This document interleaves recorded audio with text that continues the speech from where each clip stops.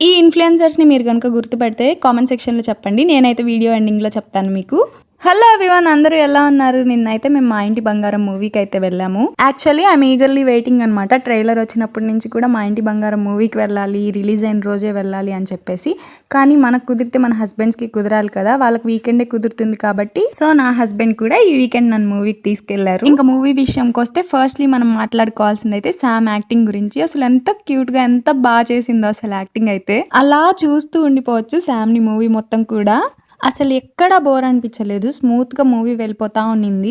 Second thing ఏంటంటే Sam sari collection అనమాట. ఎంత బాగున్నాయో అసలు ఆ శారీస్ అయితే. మోస్ట్లీ మాట్లాడుకోవాల్సిందైతే ఫైట్స్ గురించి. ఎంత క్లాస్‌గా ఎంత డీసెంట్‌గా ఉన్నాయో అసలు ఫైట్స్ అయితే. నార్మల్లీ మూవీస్‌లో ఫైట్స్ అంటే నాకు అస్సలు నచ్చవు. కానీ ఈ మూవీలో నేను ఫైట్స్ అయితే చాలా ఎంజాయ్ చేశాను. నేనే కాదు, థియేటర్‌లో ఉన్న ఆడియన్స్ కూడా ఫైట్స్ రాగానే అరుపులు, కేకలు ఫుల్‌గా ఎంజాయ్ చేశారు. ఎక్కడ కూడా మూవీ క్రింజ్ అనిపించలేదు. కామెడీ కానీ, యాక్షన్ కానీ, ఎమోషన్స్ కానీ అన్ని బ్యాలెన్స్ చేశారు. మెయిన్లీ సామ్ హస్బెండ్ గా చేసిన యాక్టర్, అలానే సామ్ బెస్ట్ ఫ్రెండ్ గా చేసిన యాక్ట్రెస్. వాళ్ళిద్దరిని చూస్తే మన లైఫ్ లో కూడా అలాంటి ఒక హస్బెండ్ అండ్ అలాంటి ఒక బెస్ట్ ఫ్రెండ్ ఉంటే చాలా అనిపిస్తుంది. Thankfully I have both.